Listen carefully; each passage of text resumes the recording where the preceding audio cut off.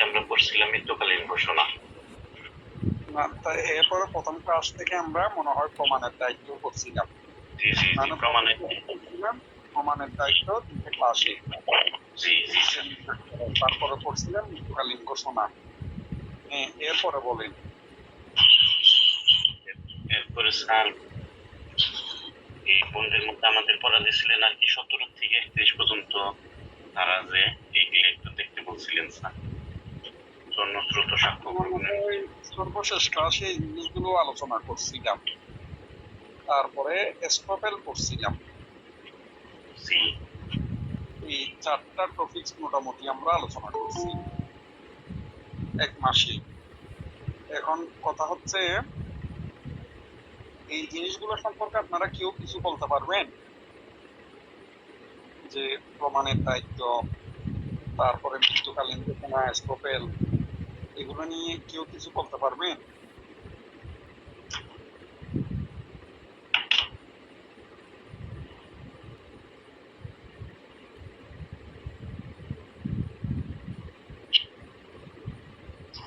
Sir প্রমাণের দায়িত্ব মানে ইংলিশে যেটাকে বলা হয়েছে বার্ডেন অফ প্রুফ, এটা স্যার 106, 107, 108, 9, 10, 11, 12 ধারা পড়লে তাহলে স্যার এটা থেকে আমরা ধারণা একটা পেতে পারি যে প্রমাণের দায়িত্ব আসলে কাকে বলা হয়েছে। প্রমাণের দায়িত্ব বলতে বোঝাইছে প্রথম দিকে যে একটা মানে প্রমাণের বিষয়টা আসলে যে মামলার যে বিষয়বস্তুটা এটা কখন কার উপর বর্তায়, বাদীর উপর বর্তায় না বিবাদীর উপর বর্তায়। ঘটনা অনুযায়ী কখনো কখনো এটা বাদীর উপর বর্তায়, কখনো কখনো দেখা যায় যে আবার বিবাদীর উপর এটা প্রমাণের দায়িত্ব বর্তায়। এই বিষয়গুলো নিয়ে একটা ক্লাসে আলোচনা করা হয়েছিল। আবার মৃত্যুকালীন ঘোষণা নিয়ে যেটা আলোচনা হয়েছিল এটা সেকশন 32, 59, 60, এটা পড়লে আমরা মৃত্যুকালীন ঘোষণা সম্পর্কে একটা ধারণা পাই। এর সাথে আবার 107 এবং 108 ধারা জড়িত আছে মৃত্যুকালীন ঘোষণার সাথে।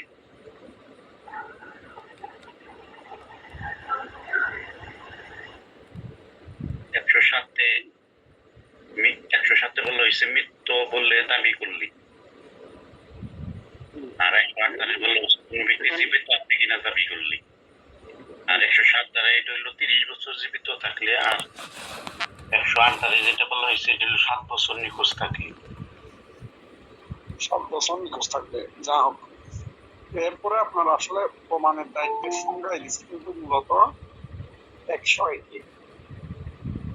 জি স্যার, বার্ডেন অফ প্রুফ, প্রমাণের দায়িত্ব। এখন কোন একটা বিষয়ে আদালতের দৃষ্টি আকর্ষণ করে, ওই বিষয়টা সম্পর্কে যখন কোন পক্ষ আদালতের রায়টা কামনা করে, ওই বিষয়টা নিয়ে সে তার পক্ষে একটা সিদ্ধান্ত চায়, রায় চায়, রায়টা যে প্রমাণটা তাকে দিতে হবে। এরপরে দেখেন, খেয়াল করে দেখেন, সে যদি প্রমাণটা উপস্থাপন করে তাইলে অপর পক্ষ হেরে যাবে না, উপযুক্ত প্রমাণ দিতে পারলে এই পক্ষ।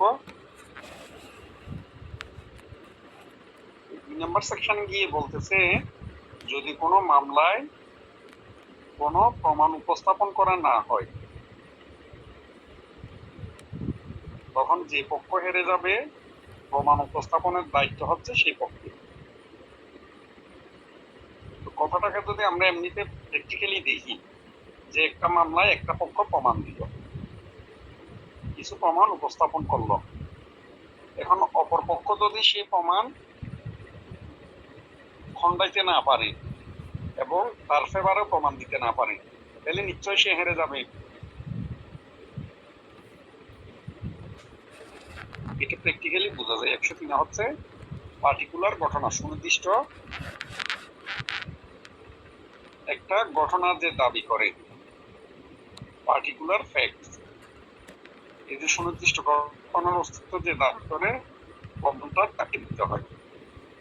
তো যা হোক, আপনারা শুধু শুনে যাচ্ছেন কিন্তু নিজেদের তেমন পড়াশোনা করতে না।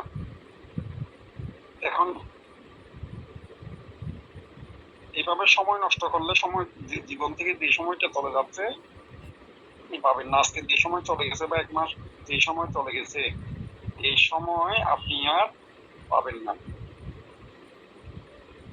মনে হচ্ছে আমার 6 মাস সময় আছে, 1 বছর সময় আছে, 5 বছর সময় আছে, সেই সময়ে যে আপনার মুহূর্তের মধ্যে চলে যাবে, এটা খেয়াল রাখবেন। প্রিভিয়াস পড়াগুলো পড়ে নিবেন। তার মধ্যে আমরা স্পেসিফিক যদি সেকশন ধরে বলি 101 থেকে 112 নম্বর সেকশনে আলোচনা করছিলাম। এরপরে 115, 116, 117, তারপর আলোচনা করছিলাম আপনার 32, 33, এই সেকশন গুলো আলোচনা করছিলাম, যেগুলো নেক্সট এলএলবি ফাইনাল পরীক্ষার জন্য গুরুত্বপূর্ণ। প্রমাণের দায়িত্ব, তারপরে মৃত্যুকালীন ঘোষণা, জনশ্রুতিমূলক সাক্ষ্য, এরপরে হচ্ছে স্টপের, এইগুলো আপনার খুবই গুরুত্বপূর্ণ আপনাদের সর্বশেষ পরীক্ষার জন্য।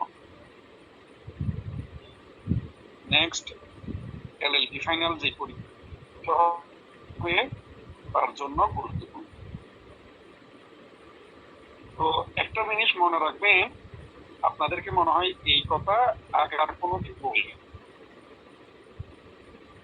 এই যে কিছু কথাবার্তা বলছিলেন মনে হয় কাজী ভাই, না? জি জি স্যার। আপনি কোন ল কলেজে? আমি স্যার টাঙ্গাইল ল কলেজে। টাঙ্গাইল ল কলেজে পড়াশোনার পাশাপাশি আর কি করেন? না স্যার, আমি শুধু পড়াশোনাই করতেছি। আমি বিসিএ অনার্স শেষ করে মাস্টার্স মানে প্রফেশনাল মাস্টার্স এলএলবি তে ভর্তি হয়েছি স্যার। আচ্ছা, তো কখনো চিটাং আসছেন? জি স্যার, আমার জন্ম চিটাঙে স্যার, বাবা তখন ওই জায়গায় সার্ভিস করতেন। কি বলে, কোথায় ছিলেন চিটাং? চিটাঙে স্যার এই মুহূর্তে স্যার আমার মনে নাই, মানে ওই যে স্যার ওই ঊর্ধ্বতন বৈজ্ঞানিক কর্মকর্তা হিসেবে ওই জায়গায় কর্মকর্তা ছিলেন মৎস্য অফিসে, খুব সম্ভব দোল হাজরা নামে একটা জায়গা আছে ওই জায়গায়। দুলো হাজারা? জি জি। আবার 2000 আছে। এখন মৎস্য কর্মকর্তা হলো তো এখানে কি চট্টগ্রাম টাউনের আশপাশে নাকি চট্টগ্রাম টাউন থেকে দূরে?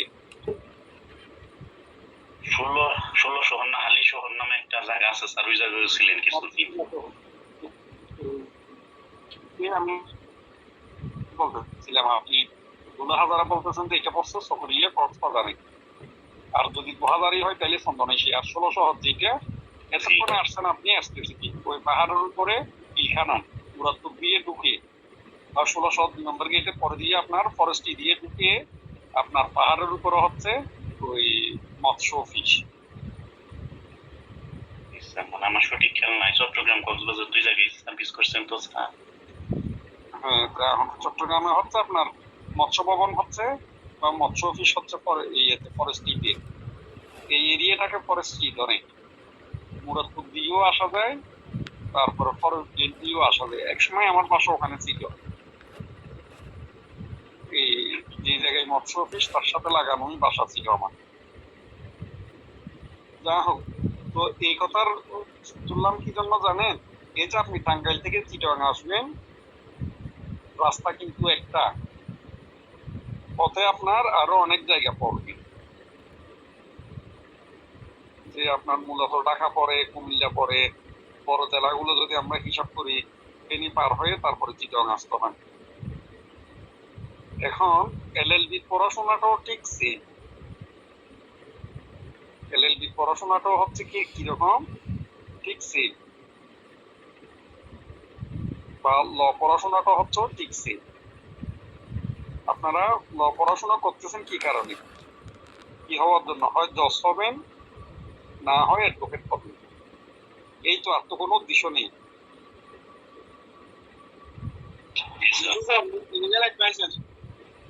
গুড, লিগ্যাল অ্যাডভাইজার যা হবেন হন, সবকিছুর জন্য আপনাদের এই জিনিসটা, এই পড়াশোনা করতেছেন। তো এই পড়াশোনার একটা নিয়ম হচ্ছে আপনি অন্যান্য পড়াশোনা যেমন আমরা 15 দিন পরে, 20 দিন পরে, 1 মাস পরে, 6 মাস পরে এটা পড়াশোনা করছি, শেষ, চাকরি জীবনে গেছি, এই পড়াশোনা তেমন আর করতে হয়নি। কিন্তু এটা এমন একটা পড়াশোনা, লটা আপনি যে শুরু করছেন ভর্তি হওয়ার পর থেকে এটা থামাথামি নেই। আপনি যখন প্রফেশনে যাবেন তখন পড়াশোনা আরো বেশি করতে হয়, এটা মাথায় রাখবেন। এই কথা বলার ইয়ে হচ্ছে, আপনারা, আমার কেন জানি মনে হচ্ছে ক্লাস করার পরে যে বই পুস্তক যে বন্ধ করে রাখেন এরপর আর খোলাখুলি নেই, এরকম হলে চলবে না। আপনাকে যে টপিক্স এর কথা বলে দিছি সেই টপিক্সটা আগে নিজের থেকে একটু পড়ে রাখতে হবে। তারপর আমি যখন পড়ালাম একটু ইজি হলো, এরপর আপনাকে পরে শিখতে হবে, শিখার পরে এই পড়া লিখতে হবে। তারপরে হয়তো দেখা গেল 7-10 দিন পর পর ডিভাইস রিভিশন দিতে হবে, না হয় পড়াশোনা হবে না। আর আপনারা যে গ্রুপে লিঙ্ক পান, এই যে প্রতিটা ক্লাসের সামারি একটু ওই গ্রুপে দিয়ে দিয়ে, তাইলে হবে কি, ওই গ্রুপে যারা বাকিরা যারা আছে, হয়তো আজকে দেখা গেল 2 জনের কোনো সমস্যা থাকতে পারে, তাদের ইচ্ছা আগ্রহ থাকা সত্ত্বেও ক্লাসটা করতে পারে না, তারা কি পড়াইছে ওইটা অন্তত পক্ষে জানলে ওখান থেকে কিছু করে নিতে পারবে। এরপরে যা বলছিলাম, এই সপ্তাহে আপনার স্বীকৃতি নিয়ে পড়াশোনা করবো, স্বীকৃতি নিয়ে পড়াশোনা হবে। তার মধ্যে মনে হয় কেন জানি মনে হচ্ছে স্বীকৃতি একটু আলোচনাও করছিলাম, আরো পূর্ণ আলোচনা দিয়ে, সবসময় আপনাদের জন্য গুরুত্বপূর্ণ এবং আইনের জন্য স্বীকৃতি খুবই গুরুত্বপূর্ণ একটা বিষয়। এই স্বীকৃতির সংজ্ঞা দিয়ে আছে আপনার সাক্ষ্য আইনে 17 নম্বর সেকশন, সাক্ষ্য আইনের 17 নম্বর সেকশনে স্বীকৃতির সংজ্ঞা দিয়ে আছে। ওখানে বলতেছে কি, ডিফাইন্ড অ্যাডমিশন বা অ্যাডমিশন ডিফাইন্ড, এই ধরনের একটা কথা লেখা আছে। স্বীকৃতি ইংরেজি হচ্ছে অ্যাডমিশন। এই স্বীকৃতি দেওয়ানি মামলার বেলায়ও আছে, ফৌজদারির বেলায়ও আপনার স্বীকৃতি নিয়ে কথাবার্তা আছে। এখন স্বীকৃতিটা কি? স্বীকৃতি হলো এক ধরনের বিবৃতি। স্বীকৃতিটা কি? বিবৃতি। এখন আমরা এতক্ষণ এই ক্লাসে যা আলোচনা করছি তাও এক ধরনের বিবৃতি। এই যে আপনার সাথে আমার কথোপকথন, আমরা যে কথাবার্তা গুলো বলতেছি, এগুলো এক ধরনের বিবৃতি। এখন এই বিবৃতির মাঝখানে যদি কিছু জিনিস কোন একটা বিচার্য বিষয়ের সাথে, তার প্রাসঙ্গিক বিষয়ের সাথে, এরপরে আপনার রিলিভেন্ট হয়ে যায়, সেটা হচ্ছে স্বীকৃতি। সেটা হচ্ছে কি, এক ধরনের স্বীকৃতি। আল্লাহ মাফ করুক, আমরা পড়াশোনা করতে করতে কোন একটা অফেন্স ঘটলো, না, কেউ একজন আপনার আত্মহত্যা করতে পারে, কেউ হার্ট অ্যাটাক করতে পারে, কেউ খিদে নিয়ে বলে আল্লাহ মাফ করুক, কোনো হতে পারেন। তাহলে এই যে আমরা যে যে জিনিসগুলো পড়াশোনা করতেছি, যে উপাদান আপনি যে মোবাইলে জয়েন হয়েছে, এই সবগুলো তখন কি হবে, এই ক্ষেত্রে অনেক ক্ষেত্রে প্রাসঙ্গিক হয়ে যায়। সেই প্রাসঙ্গিক বিষয়গুলোই হচ্ছে আপনার স্বীকৃতি। এখন স্বীকৃতিটা, তার প্রকৃতিটা কি কিরকম, স্বীকৃতি কি জিনিস আপনারা বুঝছেন নাকি আর একটু বলতে হবে?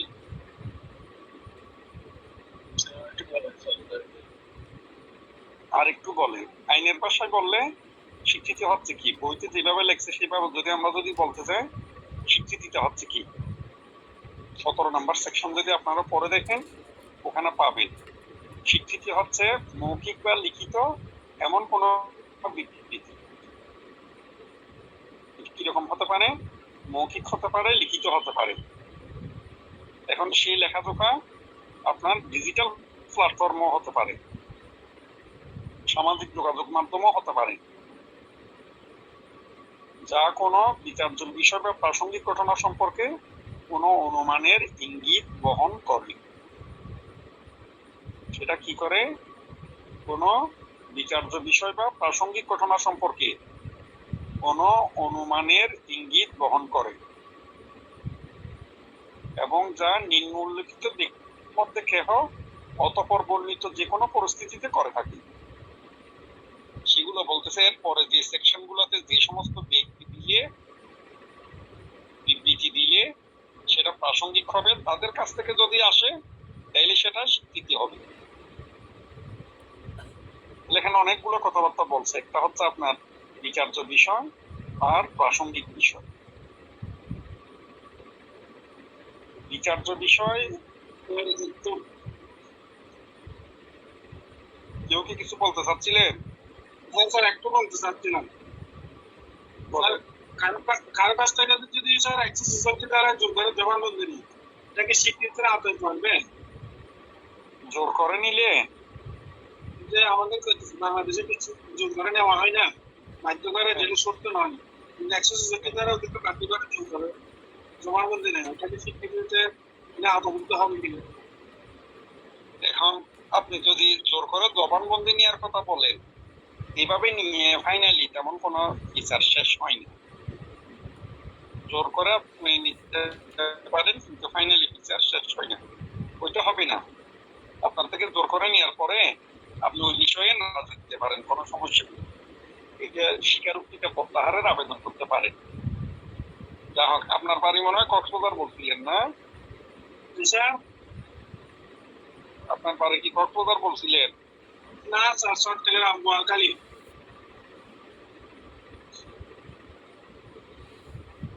বোয়ালখালী কোথায়? Hello sir. হ্যাঁ, বোয়ালখালী কোন জায়গায় পড়ছে? বোয়ালখালী স্যার, বোয়ালখালী। বোয়ালখালী তো বুঝছি, বোয়ালখালী কোথায়? কি বোয়ালখালী সদরে নাকি? পশ্চিম বুন্দান্ডি বলে, পশ্চিম বুন্দান্ডি ইউনিয়ন। আচ্ছা, পশ্চিম গুন্দান্ডি, কালুরঘাটের পরে। জি জি জি, এটা বেশ স্যার হয়ে আছে। যা হোক, তো আপনার পজিটিভ দিকটা সবসময় চিন্তা করবেন আইনের ক্ষেত্রে। জি আপনি যদি নেগেটিভ দিক চিন্তা করেন শুরু থেকে তাইলে হবে না। হ্যাঁ, নেগেটিভ ঘটনা আইনে বেশি ঘটে, কিন্তু জি। আইনটাকে পজিটিভলি দেখতে হবে। শুধু যদি আমরা নেগেটিভ ধরি তাহলে কিন্তু না। ওইটা অনেক পরের পর্যায়ে, যে আপনার থেকে জোর করে স্বীকৃতি নিবে, সেটা আইনের ক্ষেত্রে গিয়ে অনেক পরের পর্যায়ে। আমরা এখনো প্রাথমিক পর্যায়গুলোতে আছি। তাহলে আচ্ছা। আপনার স্বীকৃতিতে যে বিচার্য বিষয়ের কথা বলছে, সেই বিচার্য বিষয়, প্রাসঙ্গিক বিষয়, এই জিনিসটা হচ্ছে কি, বিচার্য বিষয় আপনার দেওয়ানিতেও আছে, ফৌজদারিতেও আছে। যখন একটা মামলা হয়, মামলা হওয়ার পরে আদালতের প্রথম কাজ হচ্ছে কি, তাদের মধ্যে কোন জিনিসটা নিয়ে বিরোধ সেটা নির্ধারণ করা। যে বিষয়টা নিয়ে বিরোধ, ওইটাই হচ্ছে বিচার্য বিষয়। আর প্রাসঙ্গিক বিষয় হচ্ছে এই যে বিচার্য বিষয়ের সাথে সংশ্লিষ্ট আরো কিছু ঘটনা থাকতে পারে, এই জিনিসগুলো হচ্ছে প্রাসঙ্গিক বিষয়। মূলত দেওয়ানিতে প্রাসঙ্গিক বিষয় তুলনামূলক কম। ফৌজদারিতে উনি যে এই যে কনফেশনের কথা বললেন বা জোর করে কি জানি বলে যে স্বীকারোক্তি আদায় করার কথা বললো, এই ব্যাপারগুলো আপনার প্রাসঙ্গিক হিসাবে মামলায় চলে আসে। তাহলে এই যে বিচার্য বিষয়, প্রাসঙ্গিক বিষয়, বিচার্য বিষয় বলতে বুঝতেছে কি, তাদের মধ্যে যে বিরোধটা আছে সেই বিরোধের বিষয়টা, আর এর আশপাশে যে বিষয়গুলো থাকে, এটার সাথে রিলেভেন্ট যে ফ্যাক্ট গুলো থাকে, এগুলো হচ্ছে প্রাসঙ্গিক বিষয়। এই সম্পর্কে যদি কোনো বিবৃতি হয়, সেটা লিখিত হতে পারে, সেটা মৌখিক হতে পারে, তাহলে সেটা হবে কি স্বীকৃতি। এরপর সেম সেকশনে বলছে সেই স্বীকৃতি কে কে দিতে পারবে। অতঃপর বর্ণিত সেকশন অনুযায়ী, অতঃপর বর্ণিত নিয়ম অনুযায়ী যদি দিয়ে, তাহলে সেটা বিবৃতি হবে, না হয় হবে না। এখন মনে করেন একটা খুনের মামলার সাথে আমি কোনোভাবে সংশ্লিষ্ট নেই, আমি একটা পেপার অ্যাডভার্টাইজমেন্ট দিলাম, বিবৃতি দিলাম, তাহলে এটা কি আপনার স্বীকৃতি হিসেবে গ্রহণযোগ্য হবে? হবে না। সেটা কার থেকে আসতে হবে?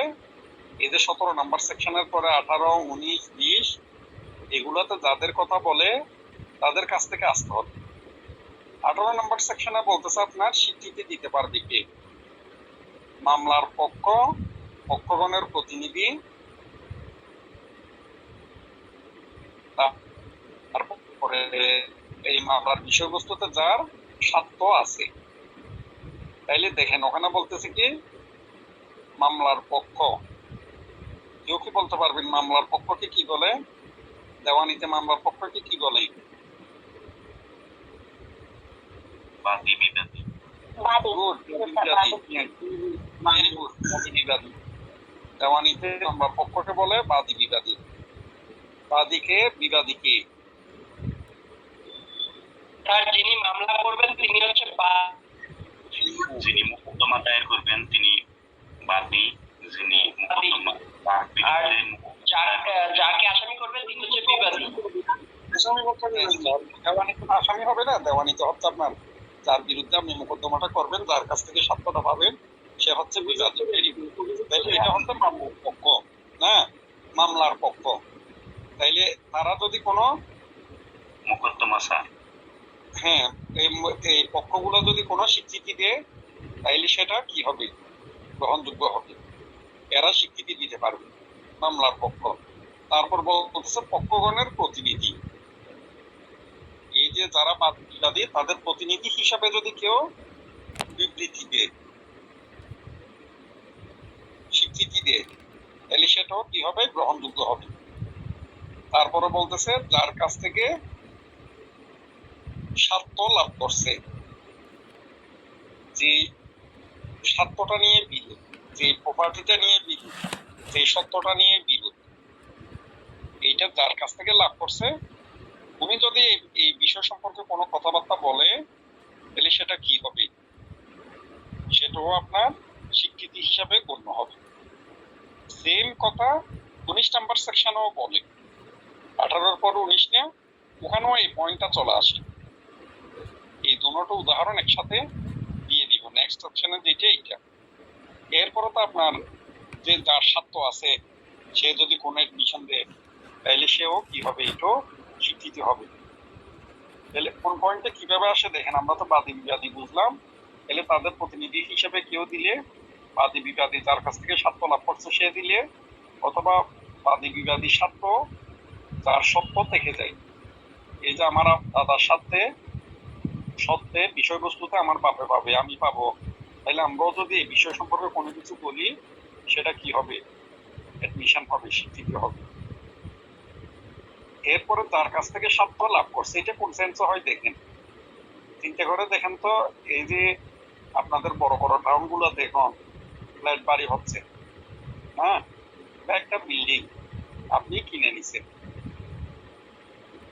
কিনে নেওয়ার সময় যার কাছ থেকে কিনছেন সে আপনাকে বললো কি এখানে 16টা ফ্ল্যাট আছে, ভাই আমি তো জায়গাটা বিক্রি করে দিচ্ছি, বিল্ডিংটাও বিক্রি করে দিচ্ছি, তুমি নিচ্ছ খুব ভালো কথা, কিন্তু আমি থাকবো কোথায়? ওই দাম থেকে একটা ফ্ল্যাট আমাকে দিয়ে দিতে হবে। দাম তুমি কম দাও, একটা ফ্ল্যাট আমি থাকবো, ফ্ল্যাটের মালিকানা আমার থাকবে। এই সত্ত্বে আপনি বিল্ডিংটা কিনে দিলেন। তাইলে আপনি সত্যতা যার কাছ থেকে লাভ করছেন সেও কি এই সত্যের অন্তর্ভুক্ত হয়ে গেছে না? এখন দেখা গেল আপনি বিল্ডিংটা কেনার পরে এক দুষ্টু প্রকৃতির ভাড়াটি এসে বলল কি সে তো সুযোগ পাইছে যে জমিটা চেঞ্জ হয়ে গেছে না, সেইটা ভেবে সে নিজেই ওই ফ্ল্যাটের মালিকানা দাবি করলো। সে কি করছে? মালিকানা দাবি করতেছে সে যে ফ্ল্যাটে থাকে সে ফ্ল্যাটের। কারণ স্বাভাবিকভাবে আপনি এত টাকা দিয়ে বিল্ডিং কিনে নিছেন,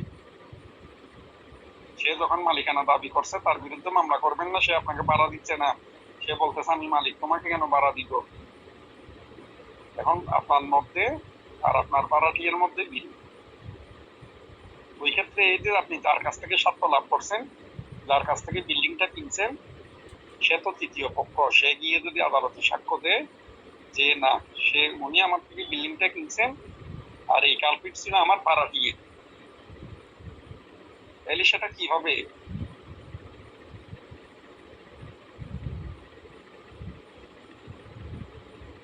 সেটা কি হবে? স্বীকৃতি হবে। উদাহরণটা মনে রাখতে পারবেন, সেটা পরের সেকশনের সাথে আরো বেশি মিলে। মামলার পক্ষের সাথে যার সম্পর্ক অবশ্যই প্রমাণ করতে হবে সেরূপ ব্যক্তির স্বীকৃতি। তাহলে এই যে আপনার যার কাছ থেকে আমি সত্যটা লাভ করছি, সে আমার কি ছিল?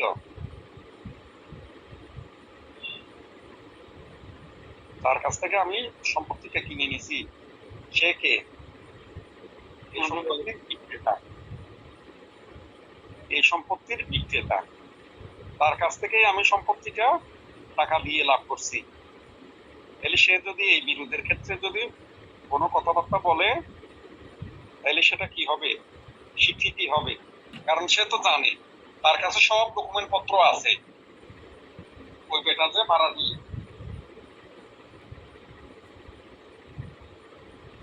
তাইলে বুঝছেন, 18-19 আমাদের একসাথে পড়া হয়ে গেল। এরপর হচ্ছে 20 নম্বর সেকশন। 20 নম্বর সেকশনে আমরা কি করছি? এখন কোরবান দিয়ে আসছি না? আমরা কোরবানি দিয়ে আসছি না? সবাই বেশকমে কোরবানের গরুর মাংস দিয়ে আসছি না?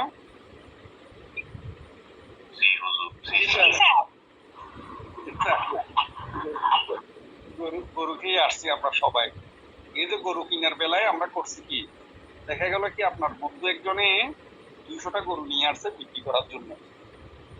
স্বাভাবিকই আপনি যখন তার বন্ধু, ক্লাসমেট, এই যে স্থানীয় পাশাপাশি সবকিছু মিলে তার কাছে গেলেন, দোস্ত আমাকে একটা ভালো থেকে গরু,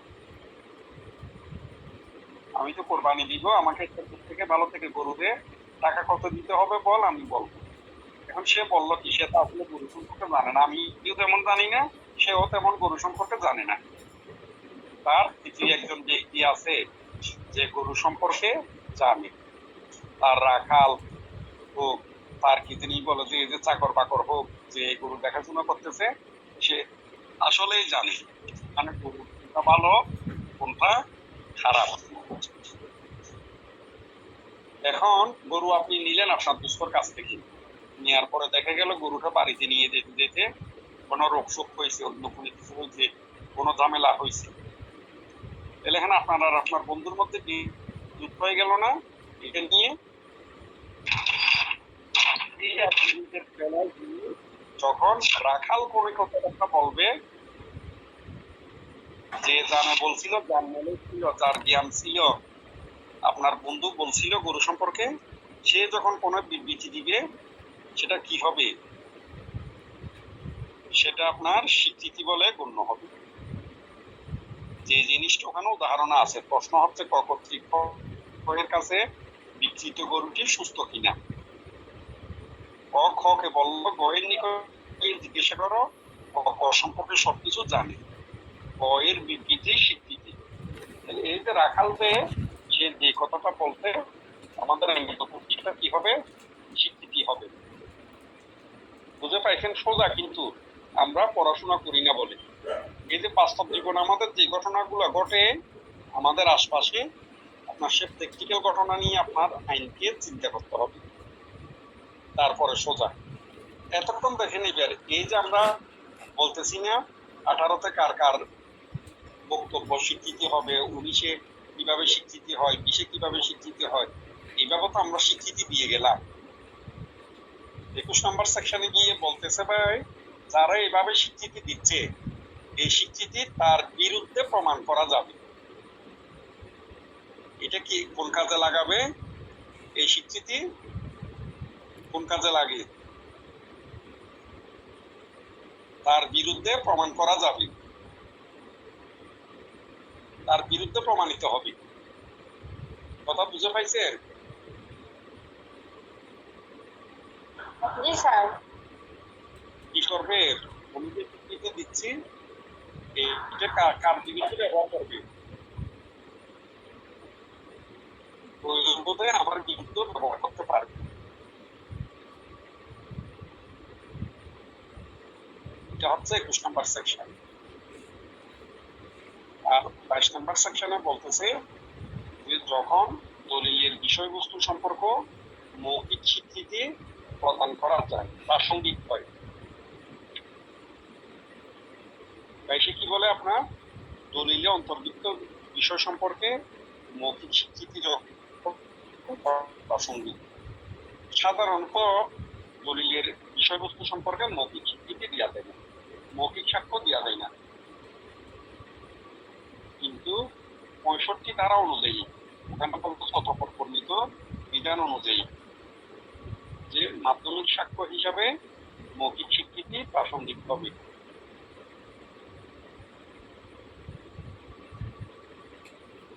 কখন? যখন মাধ্যমিক সাক্ষ্য দেওয়ার অধিকার তার থাকবে, যদি মাধ্যমিক সাক্ষ্য দেওয়ার অধিকার তার জন্য। এটা হচ্ছে 22 নম্বর সেকশন। এরপরে দেশে বলতে দেওয়ানি মামলায় স্বীকৃতি যখন প্রাসঙ্গিক, তাহলে আমরা সাধারণত মনে করি কি স্বীকৃতি ফৌজদারিতে প্রাসঙ্গিক। শুধুমাত্র এটা মনে না করার জন্য দেওয়ানিতেও যে প্রাসঙ্গিক স্বীকৃতি, সেটার জন্য আলাদা একটা সেকশনের অবতারণা করছে, সেটা হচ্ছে 23 নম্বর সেকশন। ওখানে বলতেছে কি দেওয়ানি মামলায় কোনো স্বীকৃতি যদি এরূপ প্রকাশ্য সত্য কেন্দ্রে করা হয় তার সম্পর্কে কোনো সাক্ষ্য দেওয়া হবে না, এবং যদি এরূপ পরিস্থিতি করা হয় যে তার সম্পর্কে কোনো সাক্ষ্য দেওয়া হবে না বলে পক্ষগণের মধ্যে চুক্তি হয়েছে বলে আদালত কোনরূপ অনুমান করতে পারে, সেই ক্ষেত্রে তা প্রাসঙ্গিক বলে গণ্য হবে না। তাহলে ওখানে বলতেছে দেওয়ানি মামলায় স্বীকৃতি যখন প্রাসঙ্গিক, হেডলাইনে বলতেছে যখন প্রাসঙ্গিক, ভিতরে বলতেছে কি আপনার দুইটা পরিস্থিতিতে প্রাসঙ্গিক হবে না,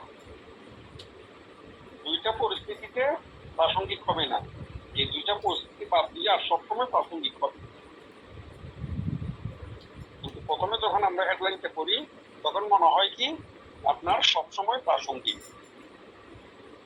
দেওয়ানিতে স্বীকৃতি, কিন্তু ওখানে দেশে বলতেছে দুইটা পরিস্থিতিতে প্রাসঙ্গিক হবে না। একটা হচ্ছে যদি কোনো চুক্তি থাকে,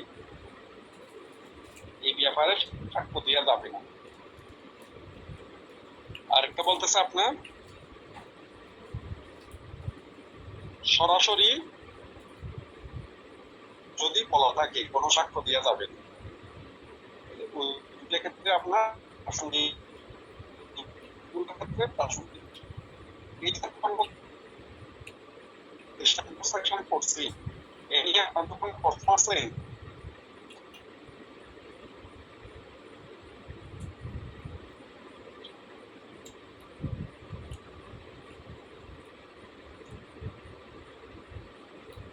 সতেরো থেকে যে আমরা 23 নম্বর সেকশন পর্যন্ত করছি, এ নিয়ে আপনাদের কোনো প্রশ্ন আছে?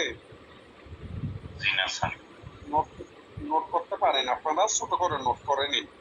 এক সপ্তাহ ধরো এই সেকশন গুলো মনে রাখা যায়,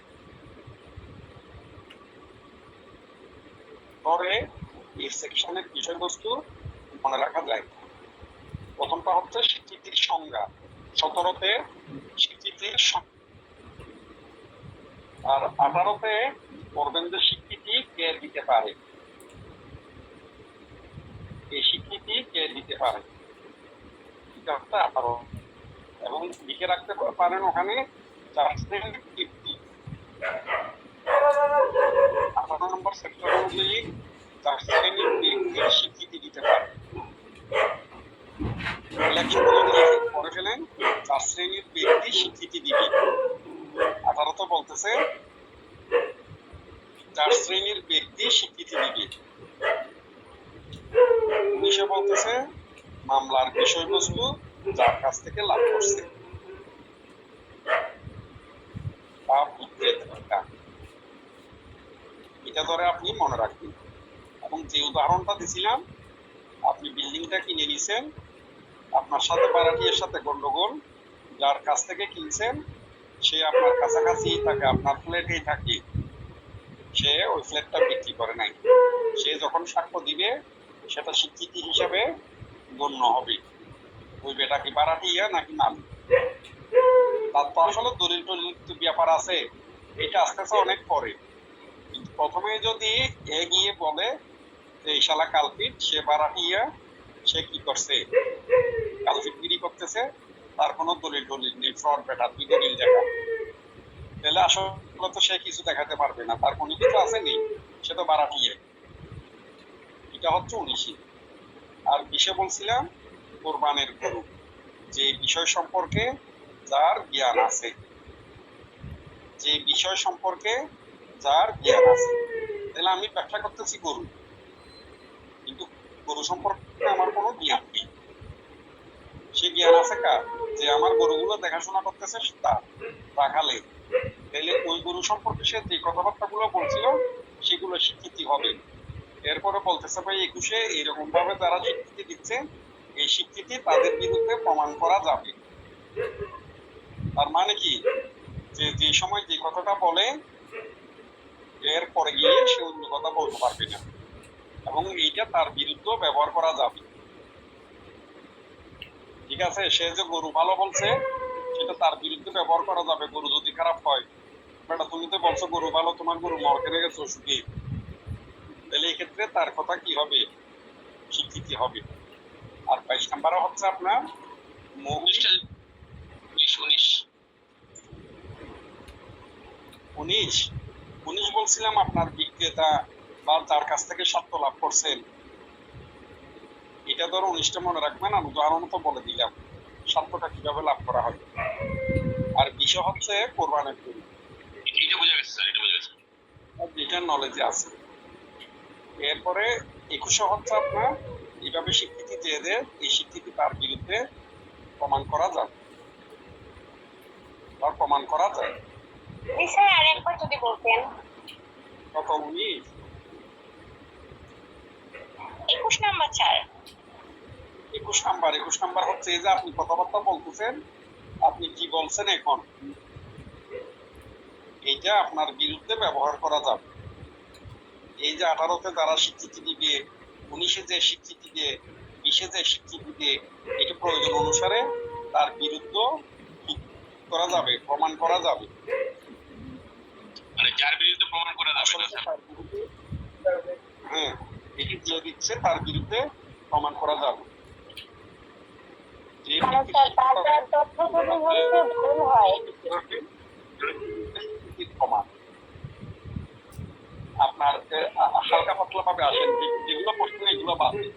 প্রতারিত চিন্তা করেন, আসামি দেখে স্বীকার করে, এটা কি করা হয় পরবর্তীতে?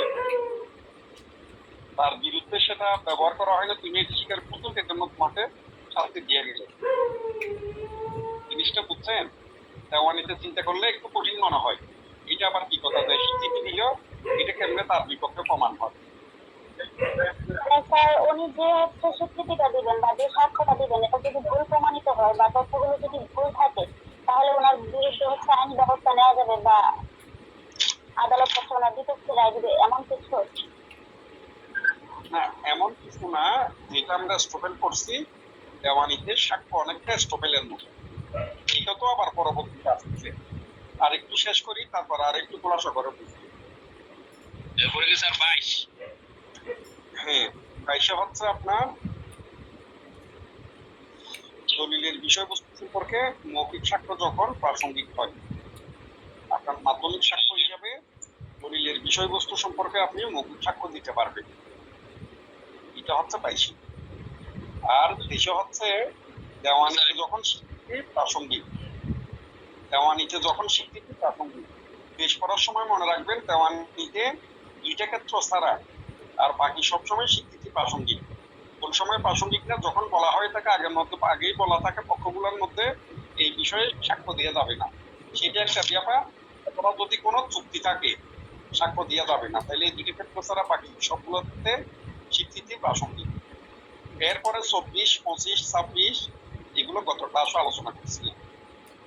24 হচ্ছে কি, বলবৎ প্রদর্শন প্রতিশ্রুতির মাধ্যমে যদি কোনো স্বীকারোক্তি আদায় করা হয় তাহলে সেটা প্রাসঙ্গিক হবে না।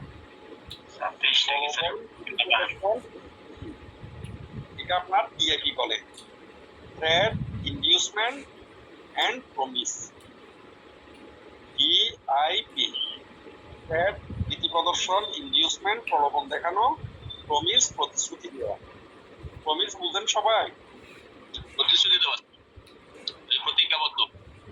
প্রতিজ্ঞাবদ্ধ, ওয়াদা করা। প্রমিস। এতে বেশি প্রমিস কে করে বেশি? ছেলেরা করে স্যার। কি? মেয়েরাও করে স্যার, মেয়েরাও করে। মেয়েরা করে না? মেয়েরা করে না। মেয়েরা করে, কার বিরুদ্ধে করে বা কার সাথে করে?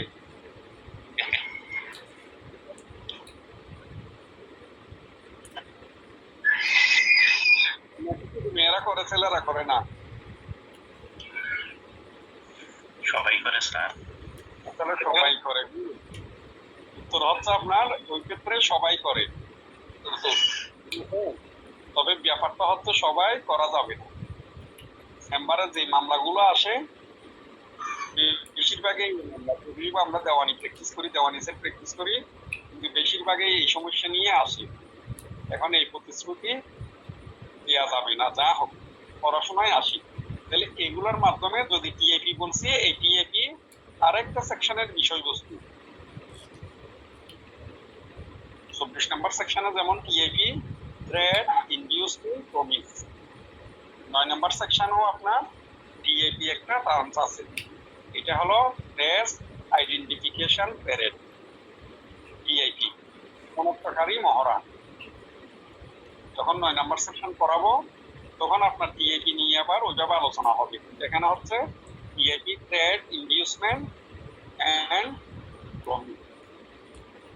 তাহলে 24 নম্বর সেকশনের বিষয়বস্তু কয়টা? তিনটা। এই তিনটে বিষয় নিয়ে কারো থেকে কোনো স্বীকারোক্তি আদায় করা যাবে না। এরপরে হচ্ছে 25 পুলিশ অফিসার। সংক্ষেপে মনে রাখবেন কি, পুলিশ অফিসার। পুলিশ অফিসার দিয়ে কি বোঝাচ্ছে? পুলিশ অফিসারের নিকট যদি আপনি স্বীকারোক্তি প্রদান করেন তাহলে সেটা প্রাসঙ্গিক হবে না। আর 26 হচ্ছে পুলিশ কাস্টডি, পুলিশ হেফাজতে থাকা। 26 মনে রাখবেন, পুলিশ কাস্টডি। এবং 26-এর দুইটা পার্ট, একটা হচ্ছে পুলিশ হেফাজতে থাকা অবস্থায় যদি পুলিশের নিকট স্বীকারোক্তি দেন তাহলে সেটা প্রাসঙ্গিক হবে না। এরপরে বলতেছে প্রাসঙ্গিক হবে কোন সময় হবে? যদি পুলিশের নিকট ম্যাজিস্ট্রেটের উপস্থিতিতে স্বীকারোক্তি প্রদান করা হয় তাইলে প্রাসঙ্গিক হবে। এটাকে আবার বিচার বহির্ভূত স্বীকারোক্তি আর বিচারিক স্বীকারোক্তিও বলে। বিভিন্ন ভাষায় এটাকে বলে বিচার বহির্ভূত দোষ স্বীকারোক্তি, তারপর হচ্ছে বিচারিক দোষ স্বীকারোক্তি, এটা কনফেশন। 24 বুঝছেন সবাই? স্যার আপনাদের গত ক্লাসও কিন্তু এই 24 থেকে আলোচনা করছিলাম, আমার মনে আছে। 24, 25, 26 এগুলো খুবই গুরুত্বপূর্ণ যে কোনো পড়াশোনার জন্য। এলএলবি ফাইনাল বলেন, তারপরে কি জানি বলে যে আপনার বার কাউন্সিল বলেন, এই যে রিটেন বলেন, আপনার প্র্যাকটিস বলেন, সবকিছুর জন্য গুরুত্বপূর্ণ। একটা জিনিস মাথায় রাখবেন, আমরা ভাত খাই, এই যে অন্য, বস্ত্র, বাসস্থান এগুলোর জন্য আমরা চিন্তা করি কি? যেদিন খাই সেদিনের চিন্তা করি নাকি এগুলো সারা জীবনের জন্য চিন্তা করি? সারা জীবন। সারা জীবন। আর আপনার যে অর্থ প্রতিশ্রুতির কথা বলছিলেন, প্রমিসের কথা বলছিলেন, ওই প্রমিস দেওয়া হয় আবেগ দিয়ে, বিবেক দিয়ে নয়। আমরা সারা জীবনের জন্য চিন্তা করে দিই না, সেই জন্য তাইলে এখন কথা হচ্ছে সারা জীবনের জন্য যখন আমরা চিন্তা করব, এই আইন করার সময় আপনাকে মাথায় রাখতে হবে, বারবার বলতেছি কথা, আপনার এই জিনিসটা, যে জিনিসটা আজকে করছেন আপনি, এটা আপনার সারা জীবন কোন কাজে লাগবে সেটা আপনাকে চিন্তা করে করতে হবে। তখন কিন্তু আপনি খুব সহজে সফল হতে পারবেন। আমরা সবাই বলি কি, আইনের দ্বারা আমাদের মনে থাকে না, এটা হলো একটা কমন কথা। আইনের ধারা মনে থাকে না, কিন্তু আপনাদেরকে আমি যে প্রসেসে পড়াচ্ছি বা যেভাবে বলতেছি, আপনারা একটা দুটো শব্দ ধরে ধারাগুলো মনে রাখতে পারবেন এবং চেষ্টা করবেন এটাকে মনে রাখার জন্য। পড়ে ফেলবেন, সোজা কথা, আপনাকে পরিশ্রম করতে হবে। এবং এই পরিশ্রমের জন্য একেবারে পড়ার টেবিল ধরে আপনাকে বসে থাকতে হবে এরকম না। আপনি রান্না বান্না করতেছেন, তার ফাঁকে ফাঁকে আপনি কি করলেন, বিসমিল্লাহ করে শুরু করে, এখানে তো কিন্তু কেউ নেই, অন্য ধর্মের তো কেউ নেই, আবার না থাকলে কেউ মাইন্ড করতে পারে। যা হোক, আমরা বিসমিল্লাহ করে শুরু করে কাজও করতেছি, ফাঁকে ফাঁকে একটু পড়াশোনা সারাদিনে যেগুলো করলাম সেগুলো কি করলাম। স্যার আছেন, স্যার অন্যান্য ধর্মের আছেন স্যার, কনক দা আছেন, তারপরে আমাদের মৃদুল দা আছেন।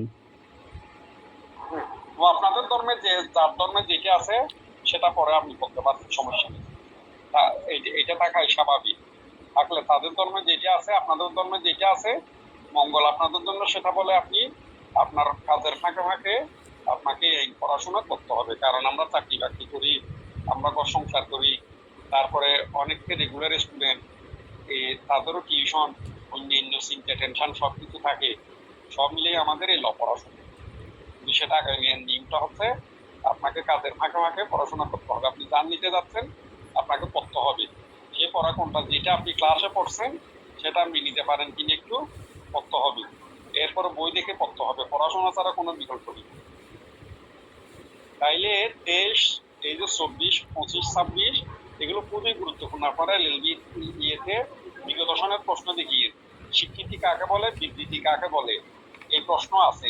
তারপরে স্বীকৃতি বিবৃতির পার্থক্য, তারপরে স্বীকৃতি স্বীকারোক্তির পার্থক্য, বিচারিক স্বীকারোক্তি, তারপরে বিচার বহির্ভূত স্বীকারোক্তির পার্থক্য, এরপরে প্রলোভন রীতি প্রদর্শন, প্রতিশ্রুতির মাধ্যমে যদি স্বীকারোক্তি আদায় করা হয় সেটা প্রাসঙ্গিক হবে কিনা, এই ধরনের একটা প্রশ্ন আছে। এই জায়গা থেকে আপনারা আজকে যেগুলো পড়ছি এই প্রশ্নগুলো থেকে যদি আপনারা 3 বছরের প্রশ্ন দেখেন, এই প্রশ্ন পাবেন। গত বছর, তার আগের বছর, তার আগের বছর, 22, 21, 20 এই 3 সালের প্রশ্ন দেখলে দেখবেন যে এই প্রশ্ন আছে। আবার সাক্ষ্য আইনে একটু সুবিধা, প্রশ্ন বেশি না। পুরো সাক্ষ্য আইন মিলে 20টার মতো প্রশ্ন করা যায় বা 25টার মতো প্রশ্ন করা যায়। এর বেশি প্রশ্ন করার মতো সুযোগ নেই, এবং প্রশ্ন বেশি, উত্তর একই। সাক্ষ্য আইনে উত্তর দেওয়া আবার সোজা। 167টা সেকশন, সেই 167টা সেকশন থেকে যদি আপনি অন্তত পক্ষে 70টা সেকশন পড়েন, সারা জীবনের জন্য শিখা হয়ে যায়। অন্য সেকশন গুলো ওই 30-40টা সেকশন নিতে পারে, আর বাকি সেকশন গুলো তেমন আইনে ব্যবহার হয় না। সাক্ষ্য আইনে কিছু সেকশন আছে যে সেকশন গুলো সচরাচর ব্যবহার হয় না বা অত গুরুত্বপূর্ণ না। তাইলে আমাদের 26-এর পরে হচ্ছে 27 হচ্ছে আলামত, 23-এ প্রতিশ্রুতি, 24-এ পুলিশ অফিসার, 24-এ হচ্ছে প্রতিশ্রুতি, 25-এ হচ্ছে পুলিশ অফিসার,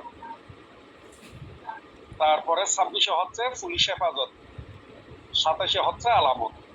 আলামতটা আমরা বুঝি যে খুন করার পরে, চুরি ডাকাতি করার পরে, তার মাল উদ্ধার হলে, খুন করার পরে চুরি, রামদা, তারপরে আপনার চাইনিজ কুড়াল, এই যে পিস্তল, এগুলো যার কাছ থেকে পাওয়া যাবে সে।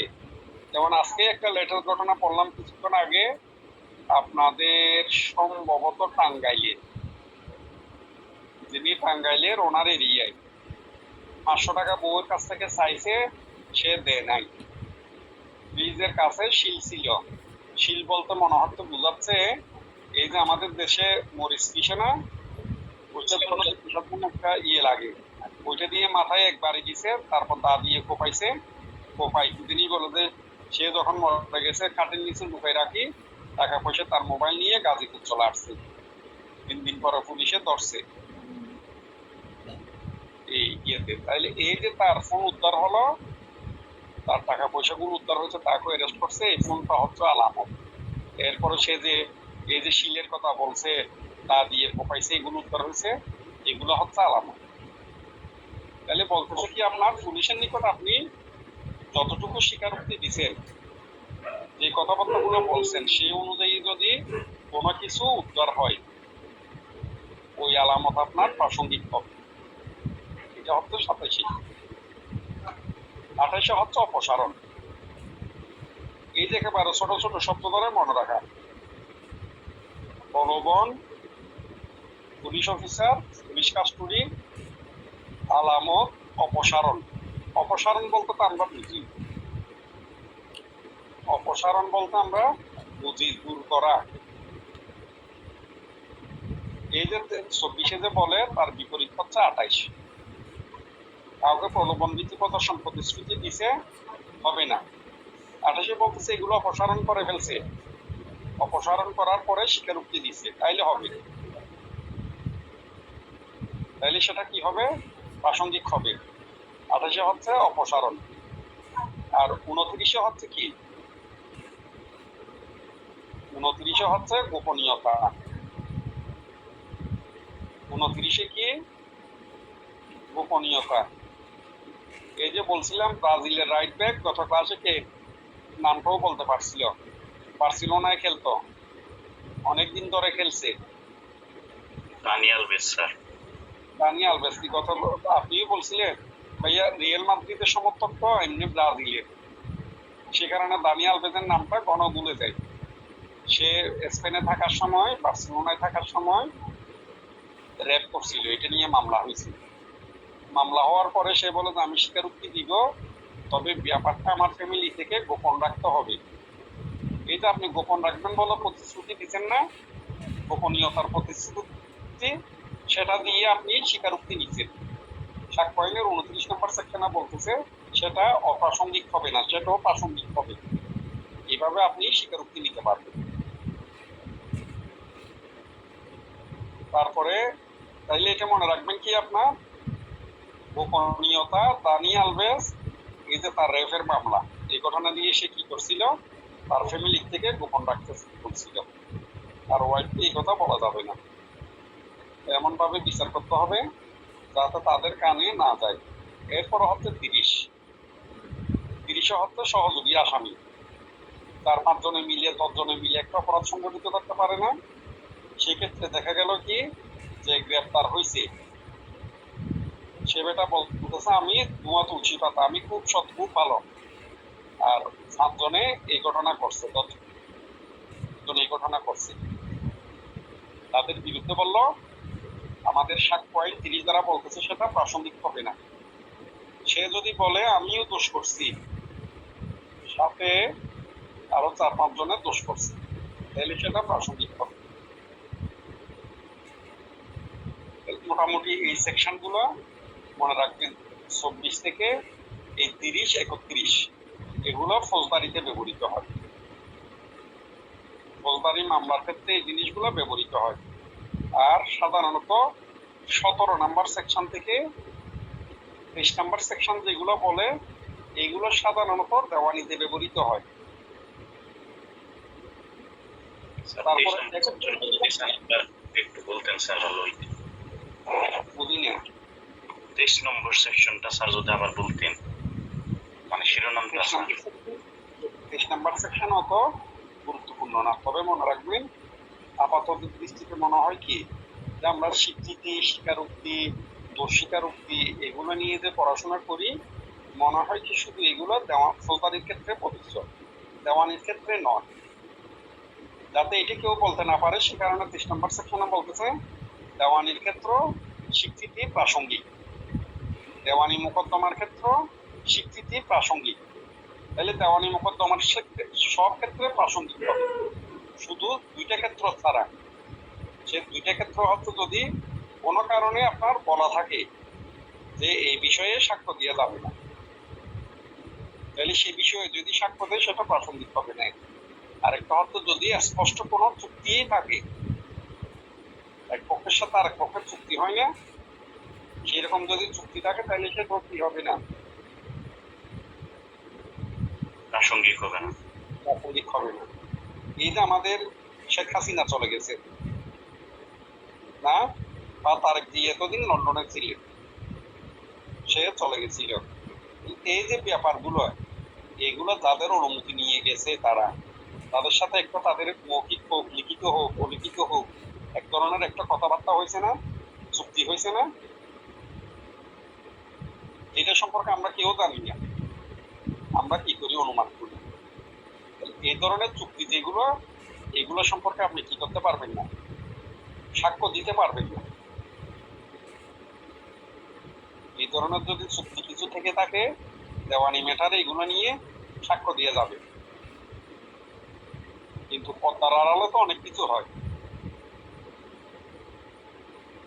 বুঝতে পারছেন? এই 23 নম্বর সেকশন।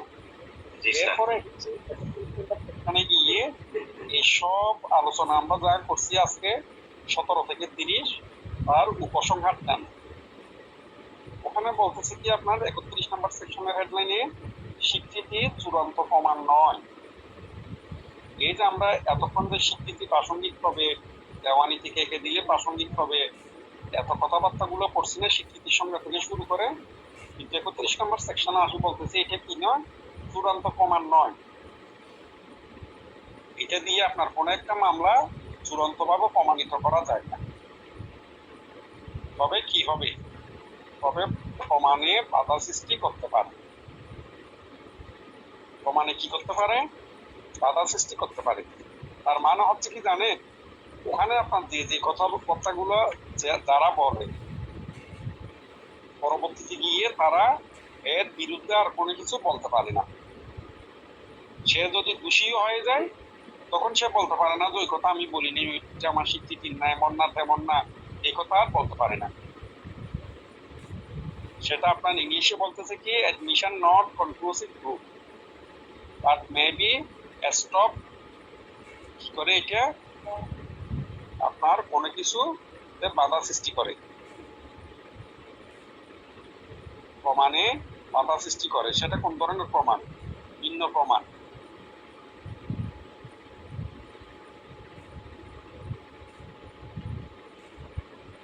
এই 31 নম্বর সেকশনও যখন আপনারা কঠিন প্রশ্ন আপনাদের করবে, গত বছরের সাক্ষ্য আইনের প্রশ্নটা কিন্তু খুব কঠিন ছিল। আপনারা পরে দেখছেন গতবারের সাক্ষ্য আইনের প্রশ্ন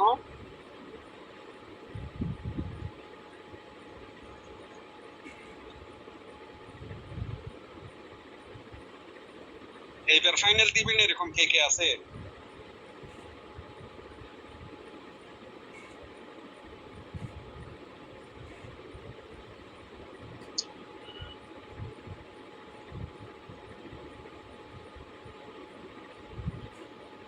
আর কথাবার্তা বলে না।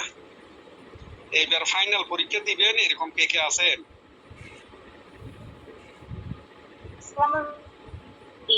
আমি এবার ফাইনাল পরীক্ষা দিই। আপনি ফাইনাল পরীক্ষা দিয়ে কোন কলেজ? স্যার আমি Savar law college. Savar law college কি দেওয়ানি 30 ল কলেজ আছে তো এটা? জি স্যার।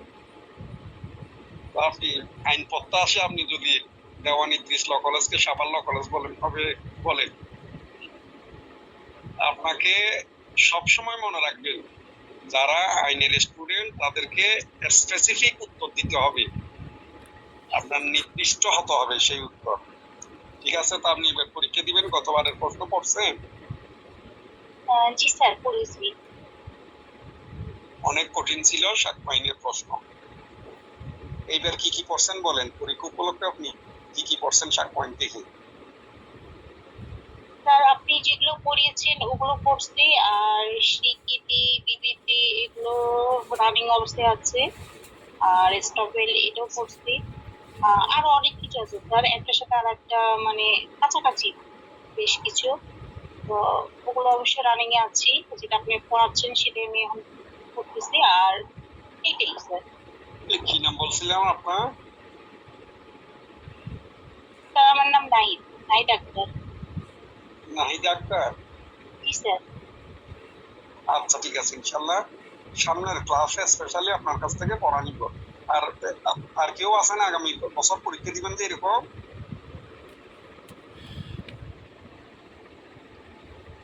যা হোক, যদি কোনো কঠিন প্রশ্ন করে সাক্ষ্য আইনে, তাহলে 31 নম্বর সেকশনের বিষয়বস্তুটা তুলে দিয়ে বলতে পারে যে বিশ্লেষণ করুন, ব্যাখ্যা করুন, আলোচনা করুন। যখন এই কথা দিবে তখন আপনাকে স্বীকৃতি কাকে বলে, 17 নম্বর সেকশন অনুযায়ী এটাকে স্বীকৃতি বলে, এই স্বীকৃতি কে দিতে পারে, 18 নম্বর সেকশন অনুযায়ী 4 জনে দিতে পারে, 19 নম্বর সেকশন অনুযায়ী এ দিবে, 20 নম্বর সেকশন অনুযায়ী কোরবানের গরু দিবে।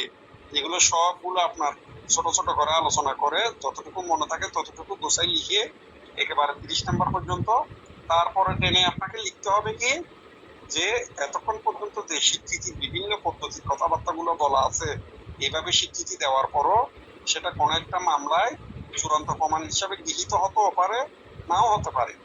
স্বীকৃতি চূড়ান্ত প্রমাণ নয়। তবে কি হবে, তবে সে যে কথাটা বলছে সেটার বিপরীতে আর কোনো কথা বলতে, পরবর্তীতে কোনো কথা বলতে সে আর পারবে না। এটা দ্বারা আপনাকে প্রশ্নটা উত্তরটা শেষ করতে হবে।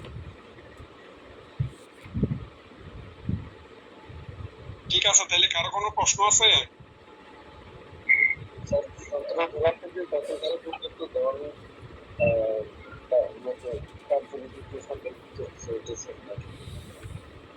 বুঝি নেই কথা।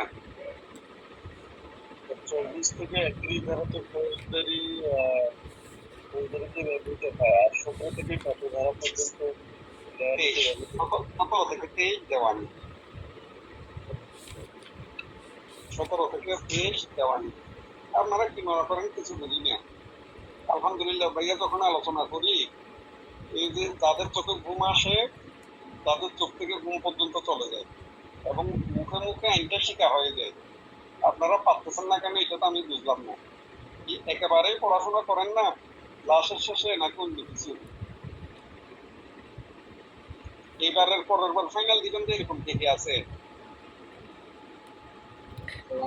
স্যার এখানে সবাই নতুন স্যার, এখানে বেশিরভাগই নতুন স্যার। আপনারা সবাই নতুন, তো সবাই নতুন, আপনাদের লক্ষ্য উদ্দেশ্য কি? আস্তে আস্তে পেতে পারবেন?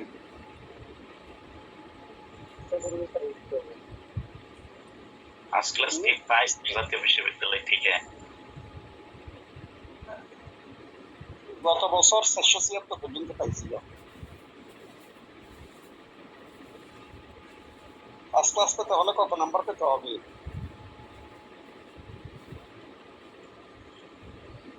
415 মনে হয় স্যার, খুব সম্ভব 415। 480। আটটা সাবজেক্ট তো 6 8 48, 480। তো 476 পাওয়া আসলে অনেকটা এলএলবি-তে ফার্স্ট ক্লাস পাওয়ার মতো। তবে সেদিন আর বেশি দিন দূরে নয়, আপনার পাবে। কথাগুলো স্যার ভালোভাবে স্যার মনে হয় স্যার এক্সামাইন করা হয় না স্যার। খাতা না, যারা উপস্থাপন করতে পারে, যিনি 476 পাইছেন ওনার খাতা তো এক্সামিন করছে। এক্সামিন করে না যে আপনার যারা 350 পাইছে, এই যে 370 পাইছে, হয়তো তাদের খাতা ভালো মতো দেখা হয়নি।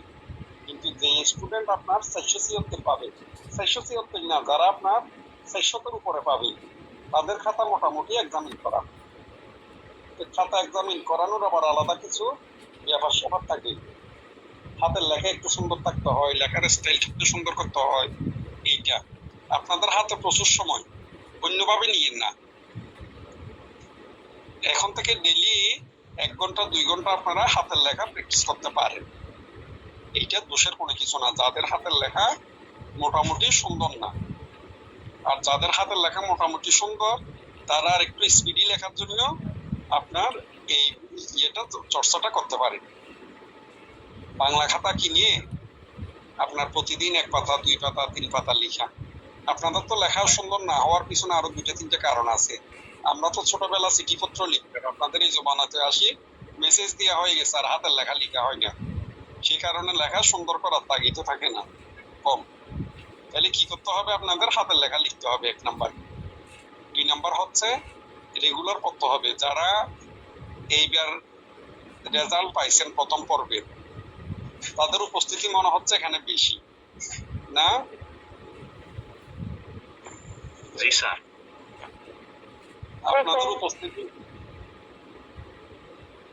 আপনাদের উপস্থিতি বেশি। প্রথম পর্ব পাস করতে বেশ কমে 3 বছর লাগছে না? জি স্যার। জি স্যার। আর ফাইনাল দিতে আপনাদের আর কয় বছর আছে? রেজাল্ট দিয়ে মনে হয় স্যার 3 বছরের মতোই যাবে স্যার।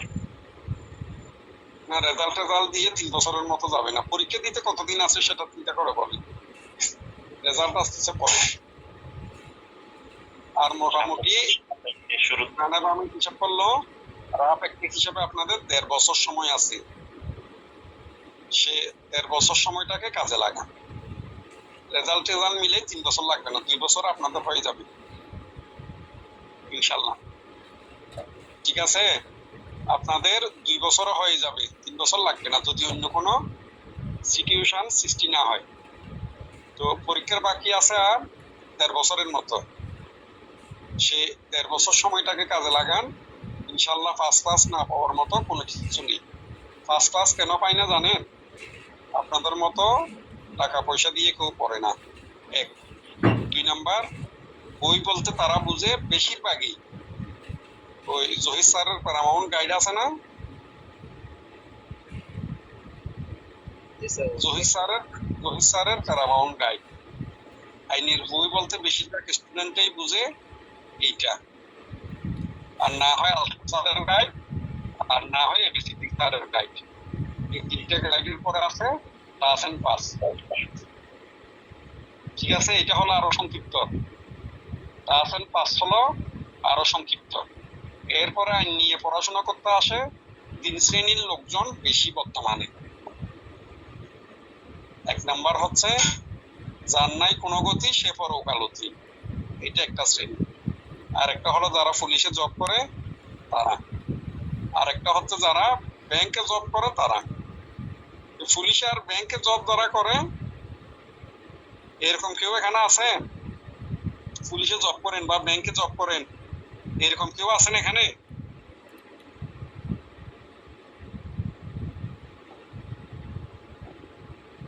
কথা বলে না, কেউ পুলিশে জব করে যে আছে বা ব্যাংকে জব করেন এরকম কেউ আছেন এখানে পড়াশোনা করতেছেন?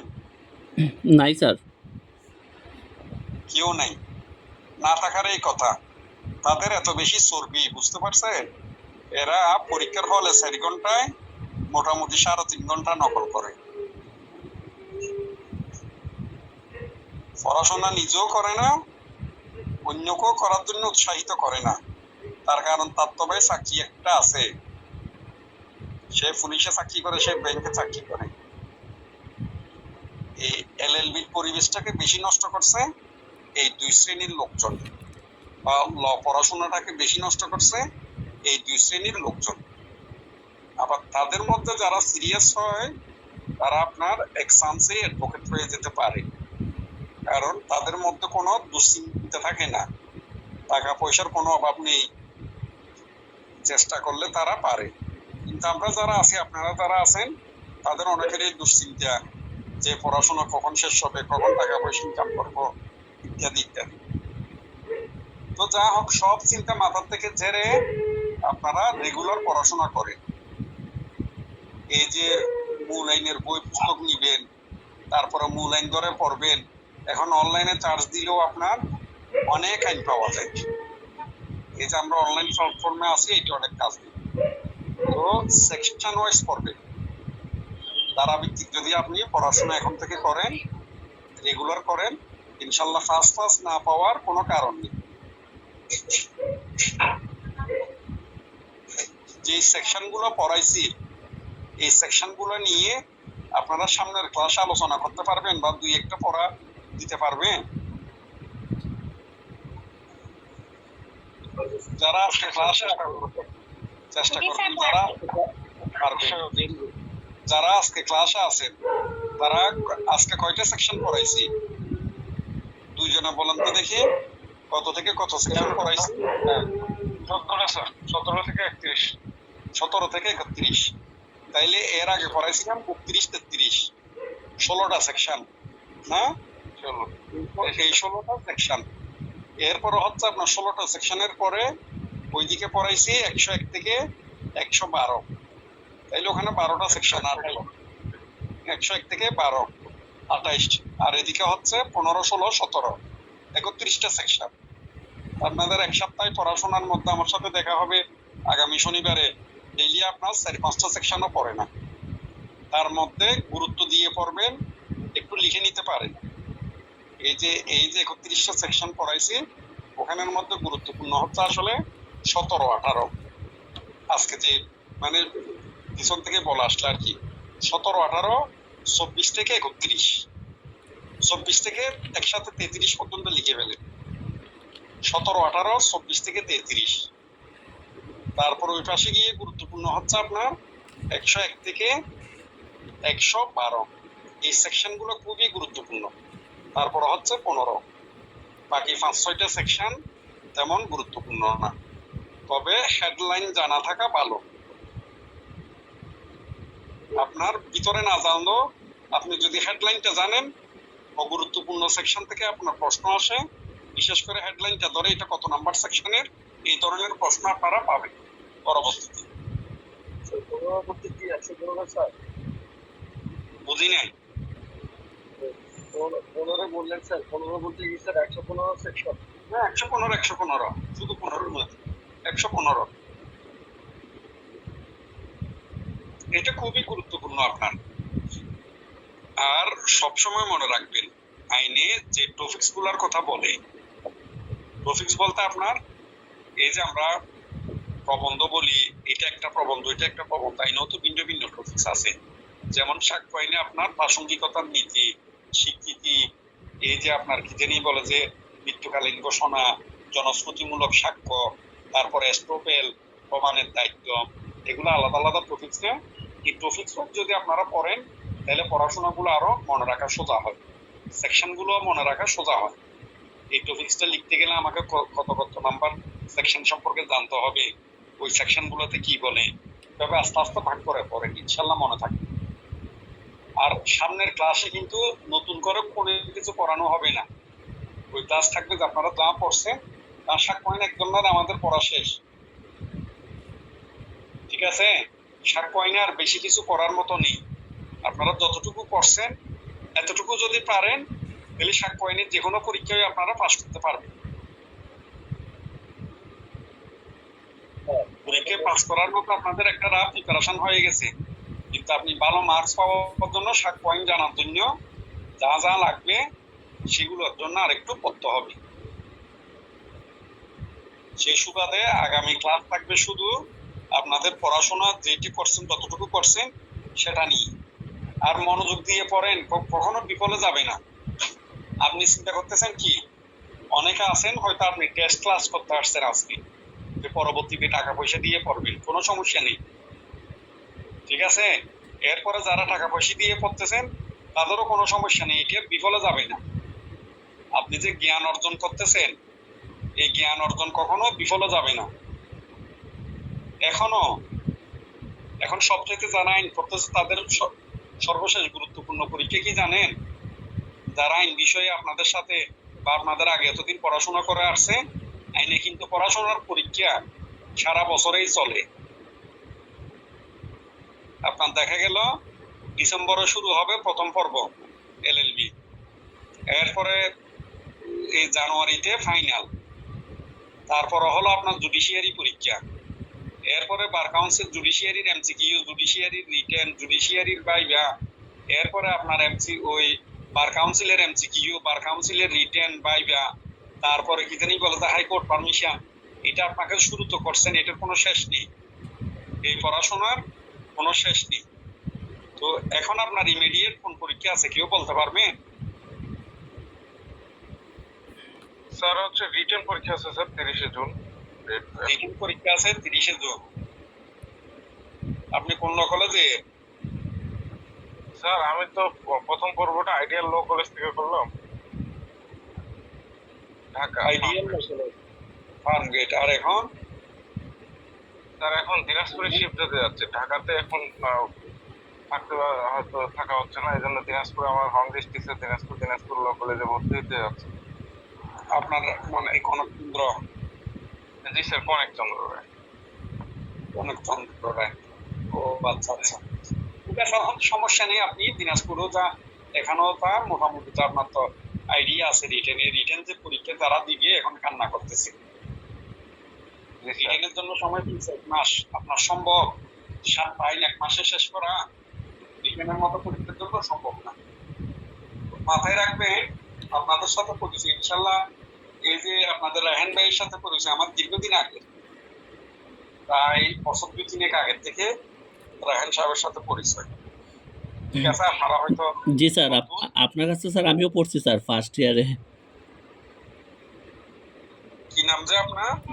স্যার আমি রায়হান আহমদ রাজ বলতেছি স্যার, আমি বলছি আপনার কাছে স্যার আমি ফার্স্ট ইয়ারে পড়ছি, আপনি আমার টিচার স্যার বলছি সবাই। সেটাই বলতেছি, আপনার সাথে দীর্ঘদিনের পরিচয়, যা হোক। আর যারা আছেন সমস্যা নেই, কিন্তু আপনারা যদি পড়াশোনার মতো করেন ইনশাল্লাহ দ্রুত সফল হবে। আর যদি পড়াশোনার মতো না করে আপনি শুধু চিন্তা করেন যে কিভাবে ফাঁকি দিবেন বা শর্টকাট হয়ে কোনটাতে আমি পাস করতে পারবো, পাস করতে পারবেন। এলএলবি পাস করা কোনো ব্যাপারই না। আমরা কোনোদিন না পড়ে গিয়ে পরীক্ষায় গিয়ে প্রথম পর্ব পাশ করছি, কোনোদিন পড়িনি। আমার হিন্দু আইন যেটা, এই যে হিন্দু আইনের যে পাঠটা আছে সেইটা, আর রাজস্ব আইন, আমাদের সময় পরীক্ষা হয়েছিল রমজানে। এখন সোজা কথা, আমি রমজানে রোজা রেখে পড়াশোনা করতে পারি না। আবার আমাদের সময় একটা নিয়মও ছিল, আমাদের পরীক্ষায় একটা নিয়মও ছিল যে যদি দুইটা পরীক্ষা না দেয় সেগুলাতে পরবর্তীতে এডমিশন নিয়ে ফাইনালের সাথে পরীক্ষা দেওয়া যাবে। আমি চিন্তা করছিলাম কি ফাইনালের সাথে ওই পরীক্ষাগুলো দিব। রমজানে সেহেরি খাই যখন চিন্তা করলাম যে না, পড়াশোনা করি নিয়ে কি হচ্ছে, সারা বছর একটু রিডিং করে যাই, পাস করতে পারলে ভালো, পাস করতে না পারলে পরের বাদ দিব আর কি। এই আধা ঘন্টা 1 ঘন্টা হলো চেষ্টা করে দেখি না, 36-37 পাইছিলাম 2 সাবজেক্টে, ওইভাবে পড়তে দিই। আমার একটা প্রশ্ন ছিল স্যার। বলেন। স্যার, এই যে আমরা যে সাক্ষ্য আইনের সব স্বীকৃতি বললাম স্যার, এই সাক্ষ্য আইনের স্বীকৃতির সাথে কি তামাদি আইনের স্বীকৃতি কি স্যার সিমিলার? একই? না না না না না না না না। তামাদি আইনের স্বীকৃতি হচ্ছে ভিন্ন জিনিস। তামাদি আইনেরটা হচ্ছে স্বীকৃতির ফলাফল। তামাদি আইনের সেকশনটাই হচ্ছে স্বীকৃতির ফলাফল, ওই এফেক্ট। আপনার স্বীকৃতি দিলে সেটার ফলাফল কি ওখানে বলতেছে, তামাদি আইনে বলতেছে আপনার স্বীকৃতিটা সবসময় লিখিত হতে হবে, এবং আপনি যে সময় স্বীকৃতিটা দিবেন সেই স্বীকৃতির পরে থেকে তামাদি গণনা শুরু হবে। তার মানে কি, আমরা যে এই যে প্রমিজের কথা বলছি না, প্রমিজ আবার বিভিন্ন ধরনের মতো আছে। কাকের প্রমিজ আছে, কাকে প্রমিজ করে চোখ বন্ধ করে তাকে সে যেমন দেখে না কোনো কিছু, আর সবাই দেখে না সে চিন্তা করে, ঠিক আছে? তো এই যে চুক্তি যারা করে বা স্বীকৃতি যারা দেয় তারা কি করে, এই স্বীকৃতিটা খুব ঘন ঘন ভঙ্গ করে। তাহলে বলতেছে আপনি যখন লিখিত স্বীকৃতি একবার দিয়ে দিছেন, মৌখিক স্বীকৃতি যখন দিছেন, তখন আইসা আর ভঙ্গ করার মতো কোনো ওয়ে নেই। এই স্বীকৃতির পর থেকেই তামাদি গণনা শুরু হবে। এটা হচ্ছে আপনার স্বীকৃতি নিয়ে কথাবার্তা। তামাদি আইনের কত দ্বারা বলতে পারবেন? স্বীকৃতির ফলাফল 19, মৃত্যুর ফলাফল 17, প্রতারণার ফলাফল 18, স্বীকৃতির ফলাফল 19। যা হোক, আলহামদুলিল্লাহ অনেক আলোচনা করছি। পড়াশোনা করেন ইনশাল্লাহ। যদি রেগুলার পড়েন, অন্তত পক্ষে 1 ঘন্টা যারা পড়বেন এখন থেকে, তাদের ফার্স্ট ক্লাস না পাওয়ার মতো কোনো কিছু নেই। এখন দেখবেন যে বছর 2 বছরের মধ্যে এলএলবিতে ন্যাশনাল ইউনিভার্সিটি থেকে ইনশাল্লাহ ফার্স্ট ক্লাস পাবে। আগে কখনো আর্টস থেকে ফার্স্ট ক্লাস পেত না, তারপরে ন্যাশনাল ইউনিভার্সিটির ইকোনমিক্স থেকে ফার্স্ট ক্লাস পেত না, বা ওই জাতীয় আর্টস জাতীয় সাবজেক্ট যেগুলো আছে এখন তো ইদানিং পাচ্ছে। ঠিক আছে, ইনশাল্লাহ আগামী ক্লাস হবে তাইলে আপনাদের পড়াশোনা নিয়ে স্বীকৃতি, তারপর হচ্ছে এই মৃত্যুকালীন ঘোষণা, জনশ্রুতিমূলক সাক্ষ্য, প্রমাণের দায়িত্ব, স্ট্রোকের, মোটামুটি এই টপিকগুলোর উপরই আলোচনা হবে। জি স্যার, ধন্যবাদ স্যার। আল্লাহ হাফেজ। আসসালামু আলাইকুম।